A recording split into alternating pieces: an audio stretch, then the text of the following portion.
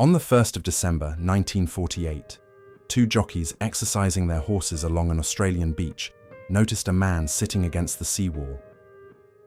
He was well dressed, peaceful looking. His legs were stretched out in front of him. One hand rested at his side. He appeared to be asleep. He was not asleep. He had been dead for several hours. There was no identification on the body, no wallet, no keys. Every label had been carefully removed from every piece of his clothing. His fingerprints matched no criminal or military record in Australia, the United Kingdom, or the United States. His dental work was unlike anything Australian dentists had seen before. Nobody reported him missing. Nobody came forward to claim him.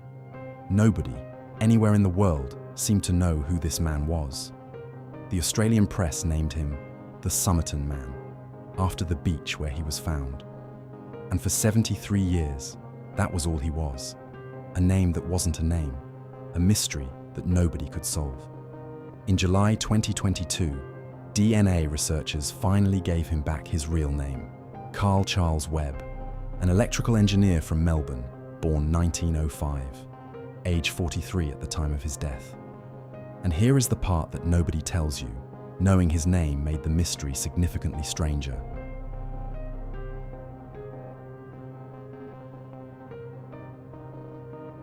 Let's start with what the investigators actually found.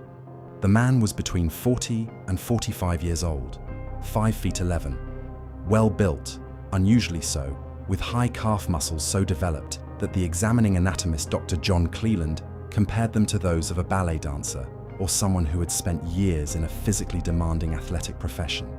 He had grey-blue eyes. His hair was a reddish-brown, greying at the temples, and his teeth were distinctive in a very specific way. He had a condition called hypodontia. He had been born without his upper lateral incisors, the two teeth that would normally sit beside the front teeth. It is a rare congenital condition, and combined with one other anatomical feature of his ears, the South Australian anthropologist Maciej Henneberg later estimated it occurred in roughly 1 in 10,000 people. His clothing was expensive and well-maintained, a brown suit, an orange tie, polished shoes. But every single identifying label, from every manufacturer, every tailor, every laundry mark, had been carefully cut away. Not torn, cut, deliberately, methodically, by someone who knew what they were doing. His pockets contained a pack of Kensitas cigarettes with a different brand of cigarettes inside it, a box of Bryant and May matches, a bus ticket, a train ticket from one Adelaide station to another for the same day, an aluminium comb, a stick of juicy fruit chewing gum, a quarter-used pack of double mint, and a small slip of paper rolled tightly and hidden inside a secret fob pocket sewn into the waistband of his trousers, a pocket that police almost missed entirely. The autopsy findings were, in the words of the examining pathologist, among the most baffling he had encountered in 30 years of practice. The man's blood showed congestion, his liver was enlarged, his spleen was 3 times its normal size, his stomach lining showed signs consistent with poisoning by a digitalis compound, a cardiac glycoside that, in large enough doses, stops the heart and leaves almost no traceable evidence in the body after death. But no poison was conclusively identified. No cause of death was officially recorded. The coroner's inquest, held in June 1949, 6 months after the body was found, returned an open verdict. The city coroner wrote, "I am unable to say how death was caused. I am not satisfied that it was natural. I am not satisfied it was not natural." The case was recorded as a potential homicide. It was never solved, and it was never formally closed. The slip of paper found in the secret fob pocket contained 2 words, printed in an unusual ornate typeface: Tamám, Shud. It is a Persian phrase. It comes from the final page of the Rubaiyat of Omar Khayyam, a 12th century collection of poetry about fate, mortality, and the acceptance of endings. The phrase means, depending on the translation, it is ended, or it is finished, or simply done. A police reporter who saw the note recognized it immediately and contacted the investigating detectives. Every publisher, library, and bookshop in Australia was asked to identify which edition of the Rubaiyat this particular typeface had come from. Nobody could. The slip of paper was real. The book it came from seemed not to exist. In July 1949, 7 months after the body was found, a man came forward with a copy of the Rubaiyat of Omar Khayyam. He had found it tossed into the back seat of his unlocked car, parked near Somerton Beach, around the time of the man's death. He had not thought much of it until the newspaper coverage of the case brought it to his attention. Forensic examination confirmed. The slip of paper in the dead man's secret pocket matched perfectly to a torn section of the final page of this specific copy. The book was found. The mystery deepened. Because in the inside back cover of this copy of the Rubaiyat, under ultraviolet light, investigators could read the faint impressions of handwriting. Someone had written in this book and torn out or erased the pages, but the indentations remained in the cardboard. There were 2 phone numbers and 5 lines of letters that appeared to be a code. That code has never been officially deciphered. In 77 years of attempts by military cryptographers, amateur codebreakers, and university research teams, no one has produced an interpretation that satisfies investigators. It remains open. The first phone number in the book was a dead end. The second led investigators to a woman named Jessica Ellen Thompson, known as Jo, a nurse who lived less than 400 meters from where the body was found. Thompson was questioned by police. She was evasive. She claimed she did not know the dead man. She claimed she did not know why her phone number would be in his book. She claimed to have given her own copy of the Rubaiyat to an army lieutenant named Alfred Boxall during the war. The police pursued Boxall as their prime suspect. They found him alive and well in Sydney, with Thompson's copy of the Rubaiyat still in his possession, intact, with the final page uncut. The trail went cold, but the details lingered. Because when Detective Sergeant Lionel Lean showed Jessica Thompson the plaster death mask made of the Somerton Man's face, she reacted in a way that the detective never forgot. He later testified that she appeared, in his words, completely taken aback, to the point of giving the appearance that she was about to faint. She could not look at the mask again, and she continued to deny knowing the man. Jessica Thompson died in 2005. She never explained herself. Whatever she knew about the Somerton Man, she took with her. Years later, her daughter Kate told 60 Minutes Australia that she believed her mother had known exactly who the man was, that her mother had been involved with Soviet intelligence, that the truth was, in Kate's words, known only to a level higher than the police force. It is a remarkable claim. It is also a daughter's belief about her mother, not evidence. We will return to it.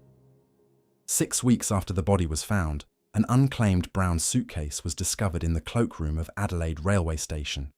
It had been checked in the day before the man died. Every identifying label had been removed from the case itself, but several items inside bore a name, stenciled or sewn into them. Keane, or T. Keane. The name connected to nobody. No T. Keane in Australia matched the description of the dead man. No T. Keane was reported missing.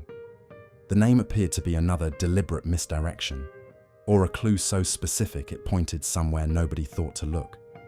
Inside the suitcase, a dressing gown, slippers, a pair of trousers with sand in the cuffs consistent with Somerton Beach, a reel of waxed orange thread not commercially available in Australia at the time, and a stencil brush of the kind used to stencil cargo on wartime ships. In 2021, South Australian police exhumed the Somerton Man's body. DNA samples were extracted from the remains.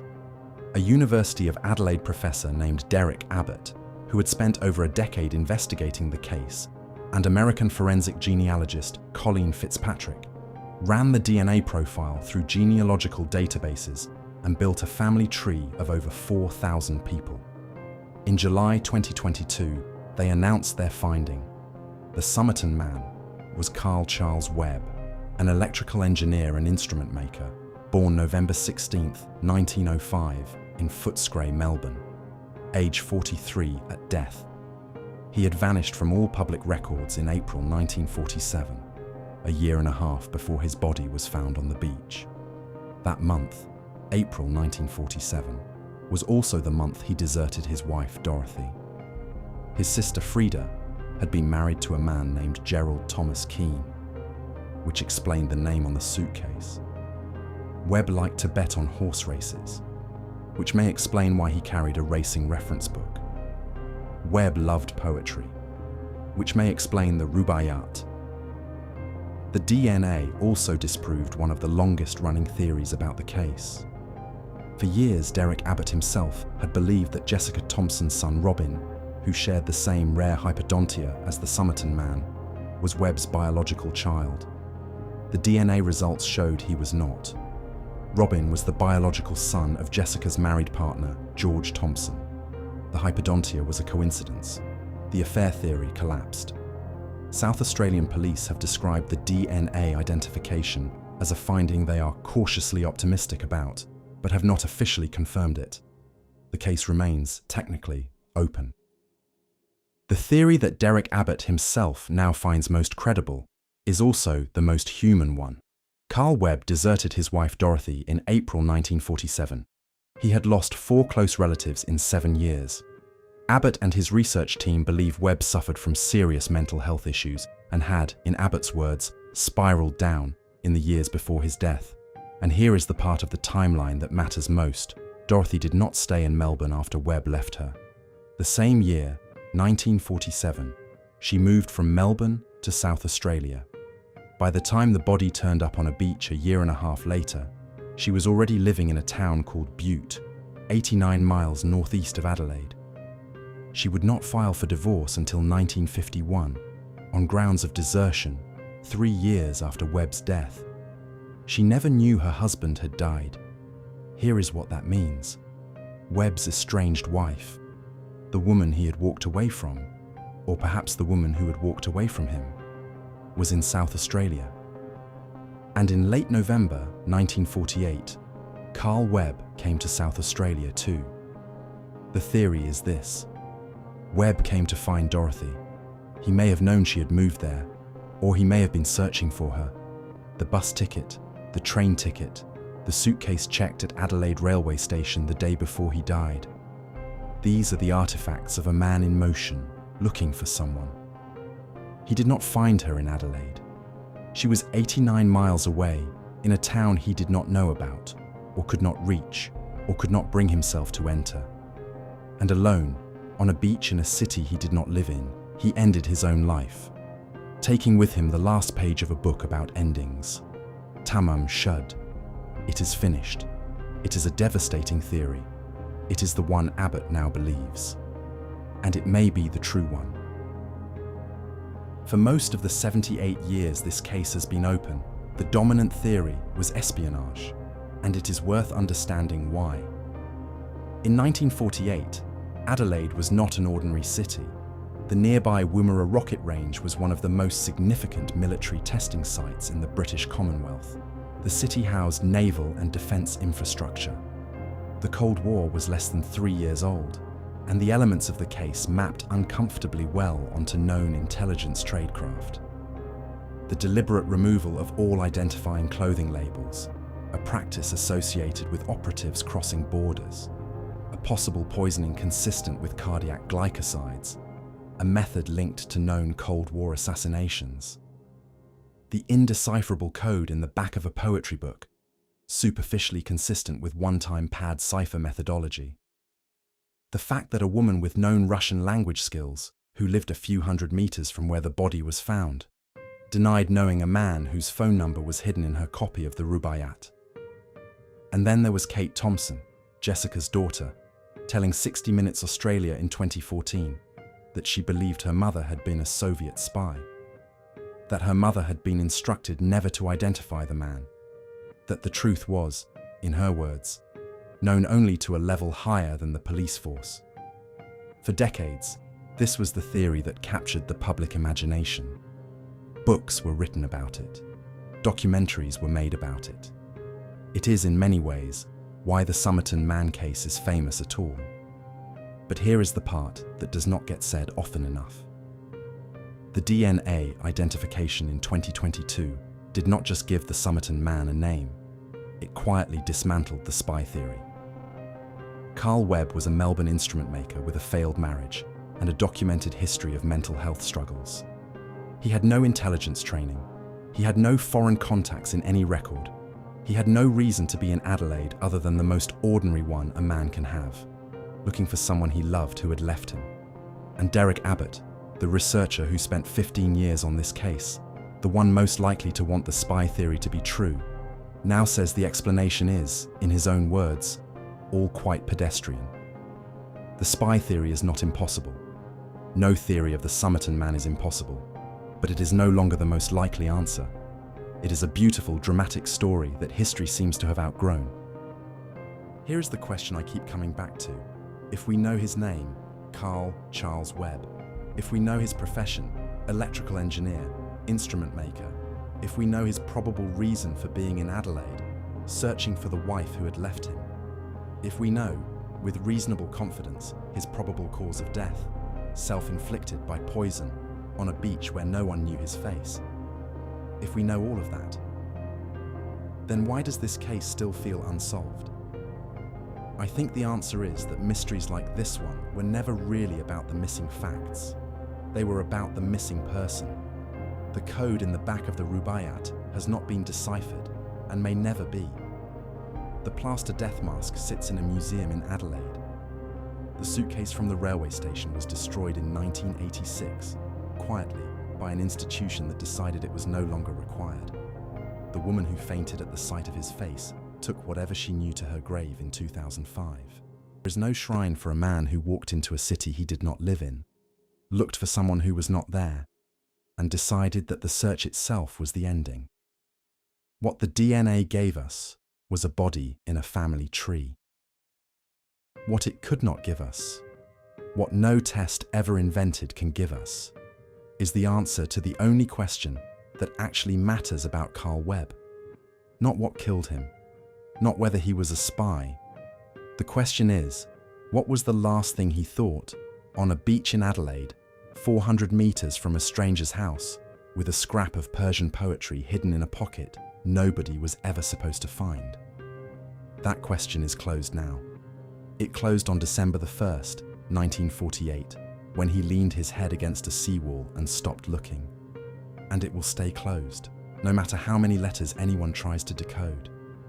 Some things in the archive do not unlock. They just sit there, waiting to be witnessed. Charles Webb was born in 1905 in a suburb of Melbourne. He was an engineer. He liked horses. He liked poetry. He had a wife. He had siblings. He had, at some point, a life that was his. And then something happened, something private and internal and irreversible. And he ended up against a seawall on a beach in a city far from home, wearing clothes with no labels, carrying a scrap of paper that said it is finished, with no one in the world who came to report him missing. We know his name now. We know, roughly, his history. We know the shape of the grief that probably drove him south. What we do not know, and may never know, is what the code meant. Whether the woman in the house 400 meters away knew what she was looking at when she saw his face in plaster and nearly fainted. Whether someone killed him, or whether he did it himself, or whether the truth is something stranger than either of those things. His great-great-niece, Christy Webb, spoke about the DNA identification in 2022. She said, "There was happiness and there was joy, but there was also sadness about this forgotten family member. He wasn't just a media hit for a little while.